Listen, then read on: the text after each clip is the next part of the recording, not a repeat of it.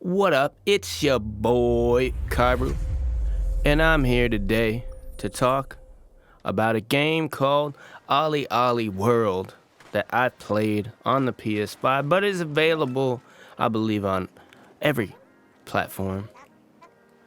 Without further ado, let's get into it. The story part of this game, if you're just running through levels, takes somewhere around 5 or 6 hours, maybe even shorter if you just plow through. That being said, there is a lot of stuff to do in each area, so if you want to be a completionist, even partially, it's going to be a bit longer than that. Now, I gotta be honest, the story is a little corny, but at the same time, it is kind of fun. Every facet of the world and the story revolves around skateboarding, which is awesome, and they are looking for the next skateboarding wizard god thing entity, and that's you, bud. There isn't much more to it than that. You get some dialogue in each area with your friends and some other characters about the journey, but this game, like many platformers, is much more about the gameplay than anything else. So this right here is a side-scrolling platformer, but as I mentioned before, it's all about skateboarding. All travel is done on a skateboard, and you gotta maneuver rails and obstacles and that jazz you might find in any platformer, just with a twist. I loved everything about it, and it might be worth mentioning that I grew up skateboarding and that was my whole life until I got too damaged to do it anymore. So I have a very fond connection to this game that I understand not everyone will have. I still do think if you never skated, ever thought of skating, you would still really have fun playing this game. I just enjoyed it on another level. The game feeds you mechanics little by little, and by the end, sometimes my brain short-circuited with all the wall ride, the firecracker, the late flip, this and that, but it's fantastic. Really brings the one more try out of you, which is the whole spirit of skateboarding. And for those of you that love customization, there is a whole slew of hairstyles, hats, boards, trucks, wheels, etc.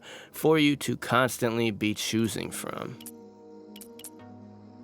Dialogue, like I said, is kinda corny, but not too bad. Only gripe with it is that when you're redoing levels, it runs the same dialogue every single time you jump in, and you can skip the beginning part of it, but when you complete the level, it'll run like the same dialogue tree the first time that you complete it, every single time you go into the level, and I kinda wish that once you'd done a level once, all of it was just gone.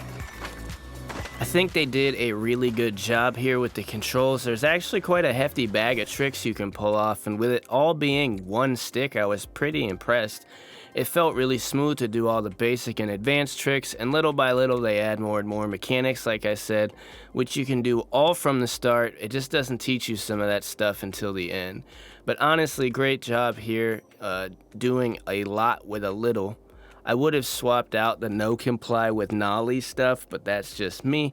Maybe they'll add that sometime, but this doesn't seem like the type of game where they're going to be updating it like that. Graphics are straight out of Adventure Time, and I love that as a big Adventure Time fan, and the level design is fantastic in every area. The game is really fast-paced, so it can be difficult to catch everything happening in the background, but it's all super dope in the forefront where you're interacting with the environment is great all the way through as well. This game has got an awesome soundtrack, super vibey production, had me bobbing my head the whole time. Really inspired me to want to get some of my production into video games, so any indie devs potentially that ever come across this video listening, hey, what's up, I make beats, so does my counterpart John. Shameless plug, but seriously, fantastic music throughout the game. I really loved it. While there is no multiplayer exactly, there is a section called League where you can compete against other players' scores, but some of them motherfuckers is crazy with like 5 million on a level, so good luck with that. As far as replay value goes, there isn't really like a start over and do another playthrough type of thing, but there are a ton of challenges to do if you want, and when you beat the story, you unlock a new challenge for every single level, so you could really sink some hours into this bad boy trying to clean some of them up. Some of them are not easy at all, so I will not be participating in that. Overall, I give this game a solid 10. I honestly don't have a single bad or constructive thing to say about it, uh, other than the dialogue thing I said, but that was just kind of like a peeve, not like a thing I would knock points for. I loved every aspect of it, and I think the developers did a great job. I got it on sale for a few dollars off, but honestly, the $30 price tag is not bad. It is pretty short, but if you engage with all the content they're offering you, it's definitely worth it. If you do catch it on sale, I would 100% give this a go. I got it on PS5, but it is on Steam as well, so if you're unsure and want the ability to return it, you can go that route. That's it for this video, guys. If you enjoyed it, please drop us a like and consider subscribing to our channel to keep up with all the video game related content we do. And you can follow us over on Instagram at Sticks and Stones Gaming. Let us know in the comments what you think of Olli Olli World and if there are any other indies you want to see us tackle. Thanks for watching and a goodbye.